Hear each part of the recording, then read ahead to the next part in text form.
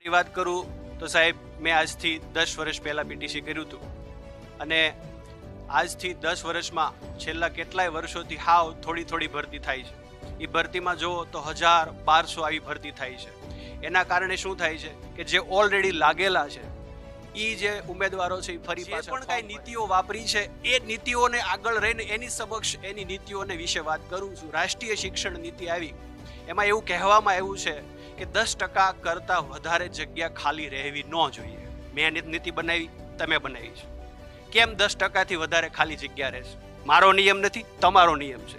અમે જ્યારે ઉમેદવારો અહીંયા ગાંધીનગર આવી અને અમારી ઉમેદવારી નોંધાવેલી છે એ બાબતે અમે આયોજન કરીએ છીએ, આંદોલનો કરીએ છીએ. અમે કઈ બાબતમાં ખોટા છીએ એકવાર તો સાબિત કરો. કઈ માંગણી અમારી ખોટી છે? 21,354 જગ્યા ખાલી છે, 5,000 ભેળવો એટલે એમાંથી 16,154 જગ્યા એ ખાલી રહે. આ 16,354 જગ્યા છે. તમે એક શિક્ષક જો 30 વિદ્યાર્થીને ભણાવી શકતો હોય તો વિચાર કરો, 4,90,000 બાળકો છે ને એ શિક્ષણ વગરના રહેશે. શું આવી રીતે ભણશે ગુજરાત?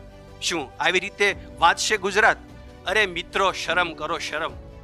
કેટલા દિવસથી અમે આ આંદોલનો કરીએ છીએ, રજૂઆત કરીએ છીએ અને કાયદાકીય કરીએ છીએ. કેમ કાયદો અમને જ લાગુ પડે, તમને ન લાગુ પડે? પેટમાં 2023માં આ પરીક્ષા લેવામાં આવી અને માત્ર 3% રિઝલ્ટ આવ્યું છે. એટલે આપ સમજી શકો છો કે આ પરીક્ષા પાસ કરવી કેટલી અઘરી છે. ભલે ઉમેદવારો હજારોની સંખ્યામાં હોય પરંતુ બધા પાસ કરે એવું શક્ય નથી બનતું. બેન, આપનો પરિચય આપો અને એક્ઝામ પાસ કરતા આંખે પાણી આવ્યા હતા? હા, બહુ જ. અમારી એક્ઝામ કહેવા જઈએ, હું અલ્પા વાડકર સાબરકાંઠાથી છું, પીટીસી ટેટ 1 પાસ ઉમેદવાર છું.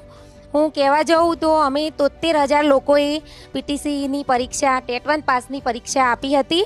એમાં અમે 3% રિઝલ્ટ આવ્યું, એમાં 2600 જ પાસ થયા અને આગળની 2010થી લઈને 2024 સુધીના એમ કરીને 9,372 એટલા જ ઉમેદવારો અમે છીએ. તો અમારું કહેવું એમ થાય છે કે સરકાર અમારી ઉમેદવારોની સંખ્યા જોઈને ભરતી કરે છે. સામે જોવા જઈએ તો 21,000ની જગ્યાઓ ખાલી છે. 21,000 જગ્યાઓ સામે સરકારે અમારી 50% તો ભરતી કરવી જોઈએ ને, છતાં સરકાર અમારી 25% ભરતી કરી છે. તો અમે સરકારને નિવેદન છે કે અમારી 21,000 જગ્યાઓની સામે અમારી 50% ભરતી કરે અને અમારા બધા જ ઉમેદવારની જે માર્કશીટ છે જે અનવેલિડ થવાની છે ત્યાર પછી એની અવધિ પૂરી થઈ જવાની છે.